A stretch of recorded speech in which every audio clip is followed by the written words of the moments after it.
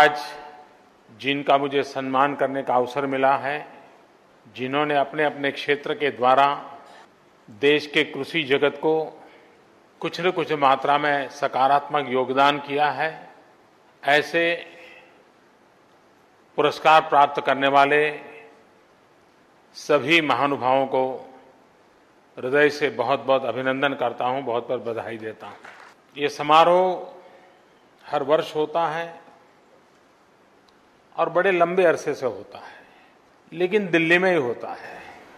तो पिछली बार जब मैं गया था पहली बार, तो मैंने कहा था भाई हम जरा दिल्ली से बाहर निकलें, और उसका आरंभ आज बिहार में पटना की धरती से हो रहा है।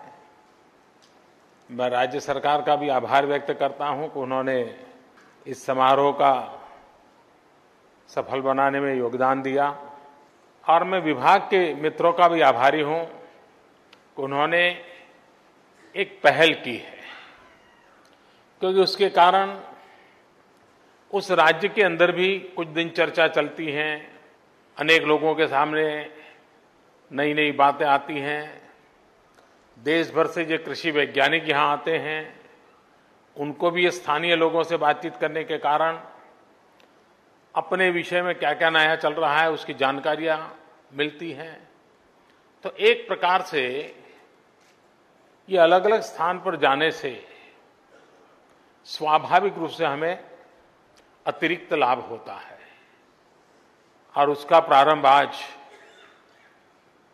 यहां से हुआ है। और मुझे ये भी खुशी है कि ये बिहार से प्रारंभ हो रहा है, क्योंकि पूषा का जन्म इसी धरती पर हुआ, और एक विदेशी व्यक्ति ने गुलामी के कालखंड में भारत के कृषि सामर्थ्य को भांपा होगा, उसको अंदाज आया होगा, और फिलिप यूएसए के द्वारा बनी हुई ये कामगिरी पूषा के नाम से प्रचलित हो गई।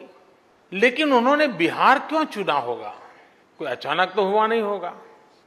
जब वो सोचा गया होगा तब उनको ध्यान आया होगा ये सबसे उर्वरा जगह होगी, यहां के लोग प्रयोगशील होंगे, प्रगतिशील होंगे, कृषि क्षेत्र में नया करने की सोच रखते होंगे।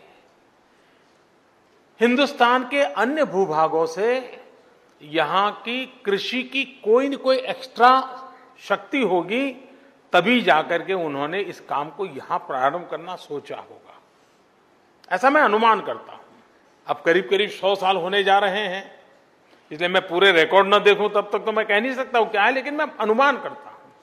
इसका मतलब यह हुआ कि ये भूभाग और यहां के नागरिक दोनों में कृषि क्षेत्र में नई सिद्धियां प्राप्त कराने का सामर्थ्य पड़ा हुआ है। हम कभी कभी अपनी चीजों को भूल जाते हैं। चीजें कोई अचानक शुरू नहीं होती हो, किसी न किसी विशेष कारण से शुरू हुई थी। उसके मूल में अगर जाते हैं तो ध्यान आता है। और मैं राधा मोहन सिंह जी को इस बात के लिए बधाई देता हूं कि आपदाग्रस्त कारणों के कारण पूषा यहां से दिल्ली चला गया। अब दिल्ली में तो खेती होती नहीं है, लेकिन पूषा वहां है, और जहां खेती होती थी, जो देश का पेट भरता था, वहां से पूषा चला गया। तो हमने वापस लाने की कोशिश की है, और मुझे विश्वास है कि भले 90 साल पहले किसी को ये विचार आया होगा, उसमें जरूर कोई न कोई दम होगा, कोई ताकत होगी। मुझे फिर से एक बार उसको तराशना है, देखना। और देश के वैज्ञानिक मेरी इस बात से सहमत होंगे कि हम इन नए क्षेत्रों में पदार्पण कैसे करें। कुछ बातें आप लोगों ने आज अच्छी शुरुआत कर रहे हैं। मैं नहीं जानता हूं हमारे वैज्ञानिक मित्रों को कितना पसंद आया होगा या कितनी सुविधा होगी, क्योंकि वैज्ञानिक अपने काम में इतना खोया हुआ होता है, करीब जिंदगी का महत्वपूर्ण समय उसका लैब में ही चला जाता है। न वो अपने परिवार को काम आता है, न वो खुद को काम आता है, वो उसमें डूब जाता है, पागल की तरह लगा रहता है, और तभी जाकर के आने वाली पीढ़ियों का भला होता है। एक जब अपने सपनों को खपा देता है, तब औरों के सपने बन पाते हैं। और इसलिए वैज्ञानिकों का जितना मान सम्मान होना चाहिए, वैज्ञानिकों की योगदान की जितनी सराहना होनी चाहिए, उसको जितना बल मिलेगा उतनी भावी पीढ़ियों का कल्याण होगा। दुर्भाग्य से हमारे देश में हमारी अपनी कठिनाइयां हैं, देश की गरीबी के खिलाफ लड़ाई लड़ना है, और इसलिए इन क्षेत्रों में जितना बजट देना चाहिए उतना दे नहीं पाते हैं।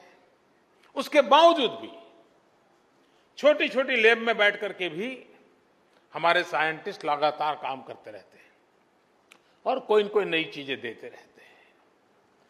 लेकिन एक और कदम की ओर जाने का मैंने पिछली बार बात कही थी, आपने उसको योजना के रूप में रखा, land to lab, lab to land.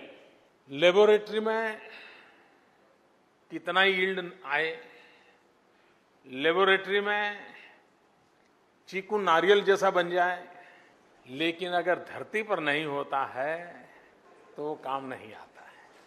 इसलिए हमारी सच्ची कसौटी ये है कि ये जो हम सफलता पाई है लैब में, उसको हमने धरती पर भी कसना चाहिए और किसानों के द्वारा कसना चाहिए। एक प्रकार से एक साइंटिस्ट का फेलो ट्रैवलर हमारा किसान बनना चाहिए। Extension of the mind of the scientist should be a farmer. ये हमें व्यवस्था खड़ी करनी चाहिए, और इसलिए इस योजना के तहत देश के जितने एग्रीकल्चर साइंटिस्ट हैं उनकी टोली बना करके उनको एक एक ब्लॉक गोद लेने की योजना है। उसकी लैब कहीं पर भी होगी, लेकिन उसको लगेगा भाई मैं जो रिसर्च कर रहा हूं उस इलाके के किसानों में उस प्रकार की रुचि है, तो वो वहां उनके साथ जुड़ेगा, प्रोग्रेसिव फार्मर के साथ जुड़ेगा, किसानों के साथ जुड़ेगा, और उसने जो ज्ञान की संपदा है वो जमीन पर किसानों के माध्यम से, क्योंकि जब तक, और किसान का एक स्वभाव है, उसको भाषण काम नहीं आते, वो तो जब तक अपनी आंख से देखता नहीं है तो किसी चीज को मानता नहीं है, और एक बार उसने अपनी आंख से देखा तो वो फिर अपना रिस्क लेने के लिए तैयार हो जाता है, वो संकट उठाने के लिए तैयार हो जाता है। और इसलिए आवश्यकता होती है कि हमने हमारी हर लैब को, हर फार्म को लैब में कैसे कन्वर्ट करना, हर किसान को साइंटिस्ट के रूप में कैसे कन्वर्ट करना, और उस यात्रा को मैं जानता हूं आप जिस साधना को कर रहे हैं, जिस तपस्या को कर रहे हैं, वहां से बाहर जाना थोड़ा कठिन है, लेकिन जिस दिन आप जाओगे, कोई साइंटिस्ट अच्छे से अच्छी दवाई की खोज करे और परिवार को भी पता नहीं होता है किसने क्या काम किया है, उनको लगता है यार रात देर से आते हैं, अब खाना खाएंगे सो जाएंगे। लेकिन जब पता चलता है कि फलाने व्यक्ति जिंदगी से जूझ रहा था और उसकी दवाई काम आ गई, उसकी जिंदगी बच गई, और जब पता चलता है कि इस दवाई से आने वाले दिनों में ऐसे लाखों लोगों की जिंदगी बचने वाली है, तो परिवार भी सीना तान करके नहीं आया, हमारे लोगों ने किया है, मेरे पति ने किया है, मेरे भाई ने किया है। कब होता है? जब बाहर कुछ उसका अचीवमेंट दिखता है। आपको भी अपने लैब में किया हुआ संतोष जब तक खेत में नहीं दिखता और किसान के हाथ में नहीं दिखता है, आपको संतोष नहीं हो सकता है, और वो व्यवस्था करने की दिशा में हम काम कर रहे हैं। भारत ने फर्स्ट ग्रीन रिवॉल्यूशन किया, उसका फायदा हमें मिला है, लेकिन अब देश सेकंड ग्रीन रिवॉल्यूशन के लिए ज्यादा इंतजार नहीं कर सकता। हम वैसे भी लेट हो चुके हैं। सेकंड ग्रीन रिवॉल्यूशन के लिए हमें अपने आप को सज्ज करना होगा। किस क्षेत्र में जाना है, कैसे जाना है। फर्स्ट ग्रीन रिवॉल्यूशन की पहली आवश्यकता थी कि देश को अन्न बाहर से लाना न पड़े, देश का पेट भरे।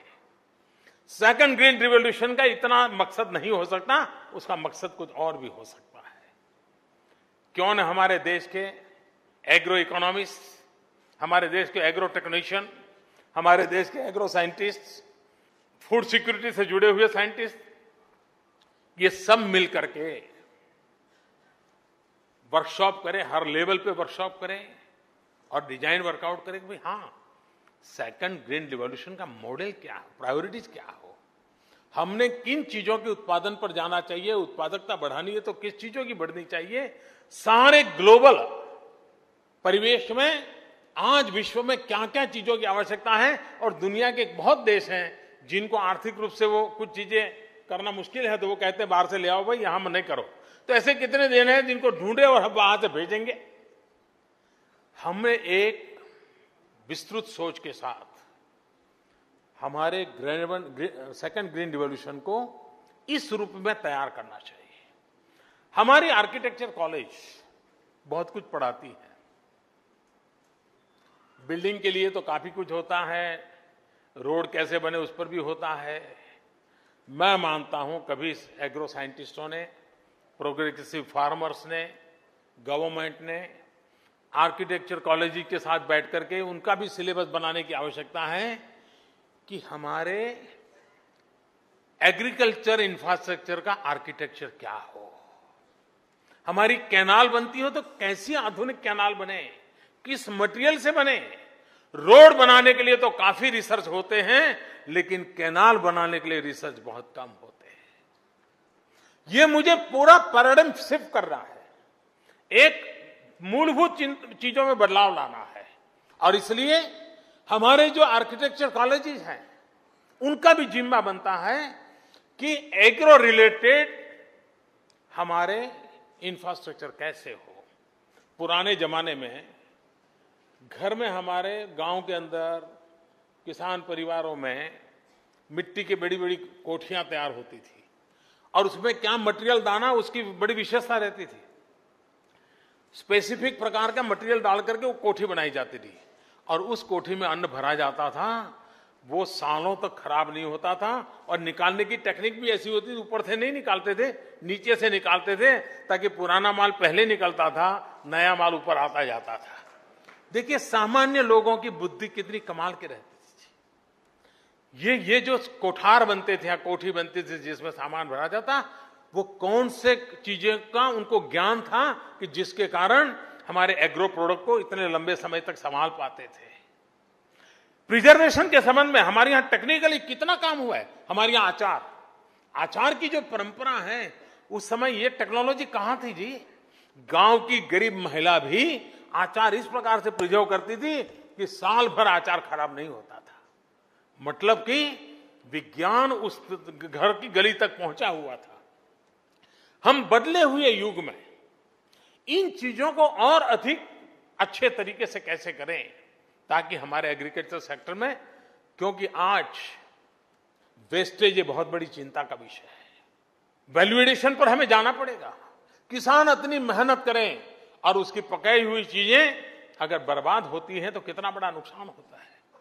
मैं एग्री साइंटिस्टों से आग्रह करता हूं कि आप एक काम करके रिसर्च कीजिए और मुझे 6 महीने में एक रिपोर्ट दे सकते हैं क्या।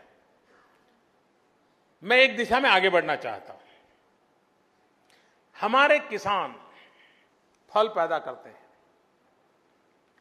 लेकिन फल की उम्र बहुत कम होती है, बहुत ही कम समय में खराब हो जाते हैं। उसका पैकेजिंग भी बड़ा महंगा होता है, क्योंकि एक एक चीज को संभालना पड़ता है, अगर दब गए तो और खराब हो जाते हैं। वो फल जिसमें से जूस निकलता है, ये जितने एरेटेड वाटर बाजार में बिकते हैं, भांति भांति का टेस्ट होता है। मुझे तो नाम भी पूरे याद नहीं है, लेकिन कई प्रकार की बोतलों में लोग पीते रहते हैं, कोका कोला और फैंटा और क्या क्या नहीं, थम्स अप। और क्या हम नेचुरल फ्रूट उसका 1%, 2%, 5% नेचुरल जूस उसमें मिक्स कर सकते हैं क्या? अगर नेचुरल फ्रूट का जूस उसमें मिक्स होता है इस एरेटेड वाटर के, उसका मार्केट बहुत बड़ा है। मैं विश्वास से कहता हूं, हिंदुस्तान में जो किसान फल पैदा करता है उसको कभी वेस्टेज की नौबत नहीं आएगी, उसका माल खेत से ही बिक जाएगा। और 5% अगर उसमें मिक्स हो गया, मेरे फल पैदा करने वाला किसान कभी दुखी नहीं होगा। लेकिन ये साइंटिस्ट जब तक खोज करके नहीं बताएंगे, वो कंपनियों को मनवाना जरा कठिन हो जाता है। क्या हम इस प्रकार की रिसर्च कर सकते हैं, हम समझा सकते हैं उनको, देखिए भाई दीज आर द रिजल्ट्स। आप अगर 5% उसके अंदर नेचुरल फ्रूट जूस डालते हैं तो आपके मार्केट को कोई तकलीफ नहीं होगी, आपके चीज के टेस्ट में कोई तकलीफ नहीं होगी, आपकी प्रोडक्ट और अच्छी बनेगी, और उसमें आपका न्यूट्रिशन वैल्यू भी जाएगा। जो अल्टीमेटली आपके बिजनेस को बेनिफिट करेगा। हम किस प्रकार से नई चीजों को करें, उस पर हमें सोचने की आवश्यकता है। हमने जो इनिशिएटिव लिए हैं, कुछ चीजों पर हमें मान के चले कि दुनिया में बहुत बड़ी मात्रा में उत्पादकता पर बल दिया जाता है। हमें भी जमीन कम होती जा रही है, परिवार विस्तृत होते जा रहे हैं, एक एक परिवार में जमीन के टुकड़े बढ़ते चले जा रहे हैं। हमें पर एकड़ उत्पादकता कैसे बढ़े, उस पर बल दिए बिना हमारा किसान सुखी नहीं हो सकता है, हमने वो देना पड़ेगा। पिछली बार मैंने मेरी एक मन की बात में कहा था किसानों से कि देश को पल्सेस और ऑयल सीड्स की बड़ी आवश्यकता है, तिलहन और दलहन। देखिए, मैं इस देश के किसानों को जितना नमन करूं उतना कम है। उस बात को उन्होंने माना, और इस बार अभी तक जो खबर आई है कि रिकॉर्ड ब्रेक शोइंग दलहन और तिलहन का हमारे किसानों ने किया है। वरना वो क्रॉप चेंज करने को तैयार नहीं था, लेकिन उसने माना कि भाई देश को जरूरत है, चलिए हम बाकी छोड़ देते हैं, इस बार दलहन और तिलहन में चले जाते हैं। और बहुत बड़ी मात्रा में, शायद मुझे लगता है 1.5 गुना हो जाएगा, 2 गुना। अब ये मैं समझता हूं कि अपने आप में, और भारत को इंपोर्ट करना पड़ता है। हमारे एग्रीकल्चर साइंटिस्टों ने और प्रोग्रेसिव फार्मर्स ने और गवर्नमेंट एक बैठ करके तय करना चाहिए। भारत जगह कृषि प्रधान देश है, हम तय करें कि एग्रीकल्चर सेक्टर की कितनी चीजें अभी भी हम इंपोर्ट करते हैं, और हम तय करें कि फलाने वर्ष के बाद हमें एग्रीकल्चर सेक्टर में कम से कम कुछ भी इंपोर्ट नहीं करना पड़ेगा। हम स्वयं आत्मनिर्भर बनेंगे। हमारे किसान को एक काम के लिए हम टारगेटेड काम करना पड़ेगा जी, तब जाकर के हमारे किसान को आर्थिक रूप से लाभ होगा। अगर वो नहीं करेंगे तो लाभ नहीं होगा। आज भी अगर कृषि प्रधान देश को 5 स्टार होटलों में कुछ सब्जियां विदेश से मंगवानी पड़ती है, हमारा किसान भी तो तैयार कर सकता है, उसको जरा ज्ञान मिल जाए, पद्धति मिल जाए, वो कर सकता है। देश की आवश्यकताओं की पूर्ति करने की क्षमता किसान में है। आवश्यकता है कि ज्ञान का भंडार और किसान का सामर्थ्य, इसको जोड़ना, और उसको जोड़ने की दिशा में हमने प्रयास करना है। कुछ चीजें बड़ी सरल हैं जिसको हम कर सकते हैं और करना चाहिए। कभी कभार हमारे किसान को जीवन में, ज्यादातर हमारे यहाँ कोई उतना इरिगेशन नेटवर्क तो है नहीं, ज्यादातर हमारा किसान परमात्मा पर की कृपा पर निर्भर है। बारिश हुई तो अच्छी बात है, नहीं हुई तो मुसीबत है। उसकी एक्स्ट्रा इनकम के जो रास्ते हैं, उसमें पशुपालन हो, पोल्ट्री फार्म हो, मत्स्य उद्योग हो, ये थोड़ा बहुत प्रचलित है। लेकिन हमारा एक बात पर ध्यान नहीं गया है, और वो है शहद पर, हनी बी। ग्लोबली बहुत बड़ा मार्केट है और कम से कम मेहनत वाला काम है, और उसमें बिगड़ने का कोई चांस कम है, और उत्पादन भी बिगड़ने का। अगर एक बार शहद बोतल में भर दिया तो 2, 5, 10 साल तक उसको कुछ नहीं होता है। आज देश में मुझे बताया गया शायद 5 लाख किसान शहद की एक्टिविटी से जुड़े हैं। ये हम टारगेट करके 5 करोड़ पर पहुंचा सकते हैं 1 साल, 2 साल, 3 साल में। उसकी इनकम कितनी बढ़ेगी आप कल्पना। और दुनिया में मार्केट है, ऐसा नहीं कि मार्केट नहीं है। हमारे किसान को हम इस प्रकार से नई नई चीजों के साथ कैसे, और उसके खेत में वैसे ही होने वाला है। और कभी कभार, मैं नहीं जानता हूं हमारे साइंटिस्ट मित्र मेरी इन बातों को स्वीकार करेंगे कि नहीं करेंगे, क्योंकि मेरा तो ऐसे ही किसानों के साथ बैठते उठते सुनी हुई बातें, मैं जो भी ज्ञान अर्जित किया उसी की बात कर रहा हूं। हमारे जिस इलाके में एलिफेंट्स, हाथियों के कारण खेती को बड़ा नुकसान होता है, जिन जिन इलाकों में हाथी है, मैंने सुना भी है, पढ़ा भी है, और मेरा मानना है कि उसमें सच्चाई भी है। ऐसे खेतों में अगर हनी भी हो तो हनी बी की आवाज से हाथी भाग जाता है, वो आता नहीं है। अब मुझे बताइए फार्मर का प्रोटेक्शन होगा कि नहीं होगा? अब ये इसको कौन समझाएगा, उसे बात कौन करेगा? और कम से कम इन्वेस्टमेंट से इतनी बड़ी चीज को बचाता, और इंटरनेशनल साइंस मैगजीन इस बात को स्वीकार कर चुके हैं। हाथी उस आवाज को सहन नहीं कर सकता है, तो वहीं से आते ही चला जाता है पीछे। हमारे कई इलाके ऐसे हैं कि जहां हाथियों के कारण किसानों को परेशानी हो रही है। हम ऐसे व्यवहारू चीजें, और उसके बाद साथ उसको शहद का व्यापार भी मिल जाएगा, उसकी आर्थिक संपदा को भी फायदा होगा। दूसरा काम है जो मेरे स्वच्छ भारत मिशन से भी जुड़ा हुआ है और ऑर्गेनिक फार्मिंग से भी जुड़ा हुआ है। हमें मान के चलिए कि दुनिया में ऑर्गेनिक चीजों का एक बहुत बड़ा बाजार खुल गया है। होलिस्टिक हेल्थ केयर ये बाय एंड लार्ज समाज का स्वभाव बना है। अभी हमने देखा योगा दिवस पर दुनिया ने क्या इसको महत्व दिया है। वो उसी बात का परिचय है कि होलिस्टिक हेल्थ केयर की तरफ पूरी दुनिया जागृत हुई, इसमें युवा पीढ़ी ज्यादा जागृत है। कुछ लोग तो यहां तक एक्सट्रीम जा रहे हैं कि वो केमिकल से कलर किए हुए कपड़े पहनने के बजाय कलर्ड कॉटन से बना हुआ ही कपड़ा पसंद करते हैं। और अब तो कॉटन भी कई कलरों में आना शुरू हुआ है, नेचुरल ग्रो हो रहा है जेनेटिक इंजीनियरिंग के कारण। लेकिन ऑर्गेनिक रिक्वायरमेंट दुनिया में बहुत बढ़ रही है।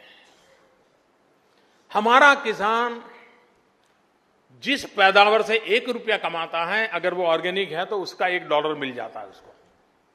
इकोनॉमिकली बहुत वायबल हो रहा है। लेकिन उसके कुछ नियम है, कुछ आवश्यकताएं हैं। लेकिन एक काम हम कर सकते हैं क्या?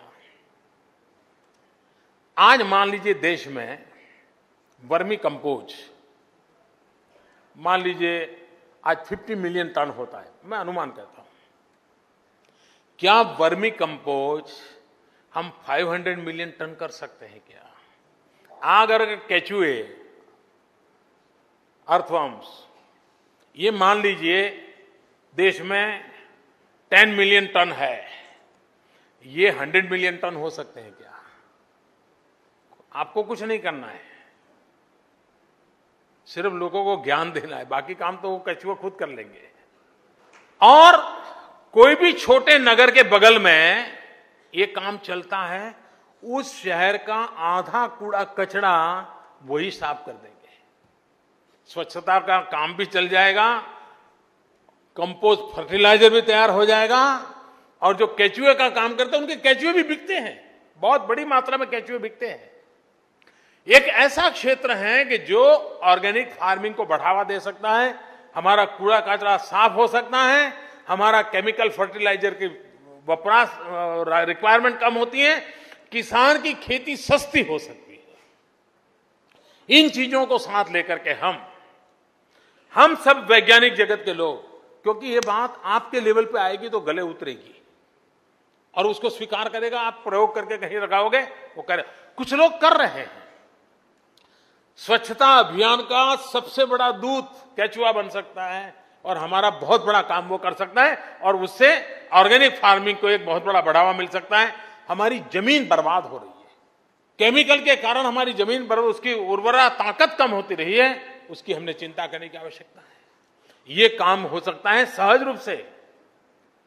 ये चीजें प्राकृतिक व्यवस्थाओं का उपयोग करते हुए की जा सकती हैं। मैं आग्रह करता हूं कि हम हमारे कृषि जीवन में जो सेकंड ग्रीन रिवॉल्यूशन की ओर जा रहे हैं, उसको एक नए दायरे पर ले जा सकते हैं। कई वर्षों से पल्सिस में ईल्ड में भी बढ़ावा नहीं हो पा रहा है, और पल्सिस में सबसे बड़ी चैलेंज है उसके प्रोटीन कंटेंट कैसे बढ़े, क्योंकि भारत जैसा देश जहां दलहन से ही प्रोटीन प्राप्त होता है गरीब को, प्रोटीन कंटेंट ज्यादा हो, इस प्रकार का दलहन की निर्माण कैसे हो, ये हमारे साइंटिस्ट लैब के अंदर मिशन के रूप में काम करें, हम उसमें अचीव कर सकते हैं, परिणाम मिल सकता है। हमारे देश का तिरंगा झंडा और उसमें ब्लू कलर का चक्र, मैं मानता हूं देश में चतुर क्रांति की आवश्यकता है। तिरंगे झंडे के 3 रंग जो हैं और ब्लू कलर का चक्र है, उन 4 रंगों की चतुर क्रांति की आवश्यकता है।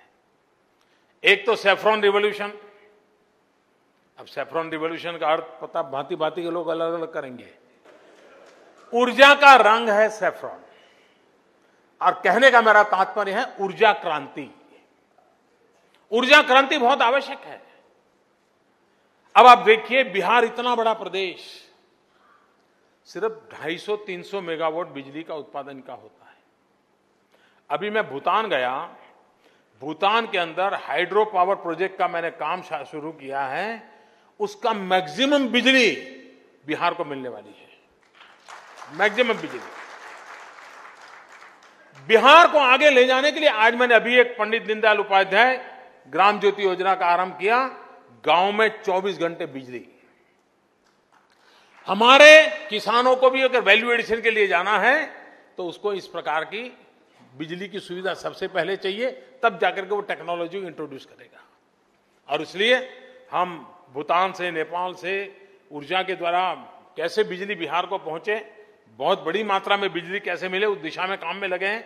आज बिहार की अपनी बिजली है, उससे 3 गुना का काम मैंने भूटान में जाके कर दिया है, और लेकिन उससे काम होने वाला नहीं, उसको और जरूरत है। दूसरा है ग्रीन रिवॉल्यूशन, जिसकी मैंने चर्चा की, हरा रंग है। तीसरा है व्हाइट कलर, व्हाइट रिवॉल्यूशन।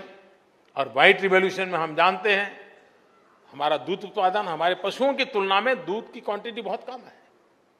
ये हमारी क्वांटिटी कैसे बढ़े? पशु की संख्या बढ़ने से काम होना नहीं है, पशु के द्वारा ज्यादा दूध उत्पादन करना, और हमारे पशुपालन को भी आधुनिक बनाना पड़ेगा।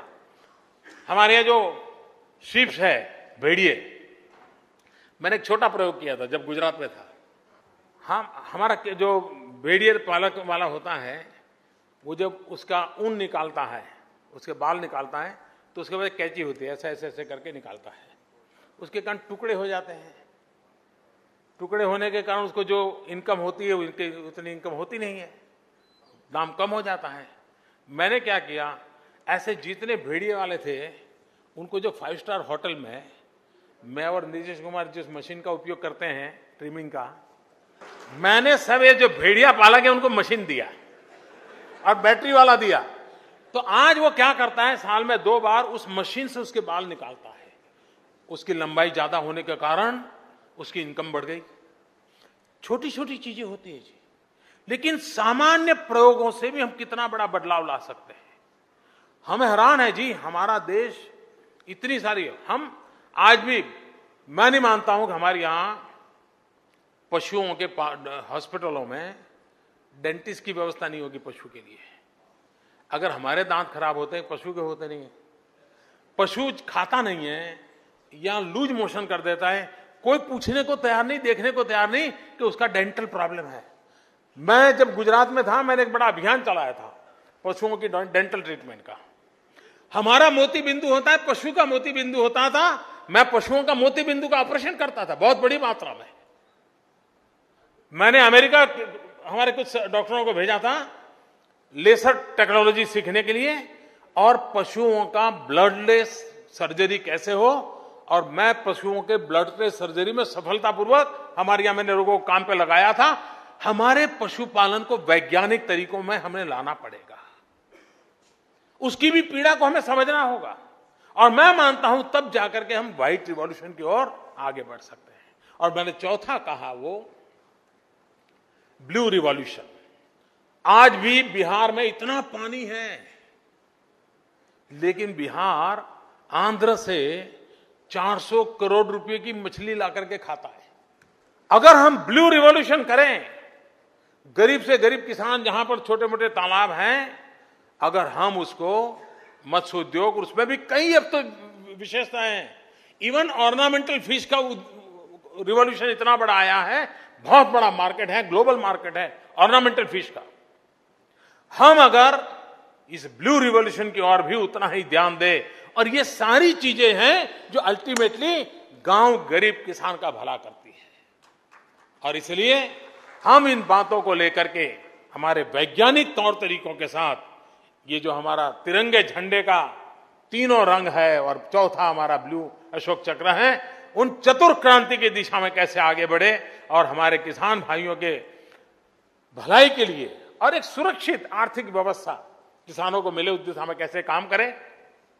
मैं फिर एक बार राधा मोहन सिंह जी का अभिनंदन करता हूं कि आज पटना में, क्योंकि मुझे लगता है जी हिंदुस्तान का green revolution, second green revolution, वो पूर्वी उत्तर प्रदेश, बिहार, पश्चिम बंगाल, आसाम से ही आने वाला है। ये मैं साफ देख पा रहा हूं।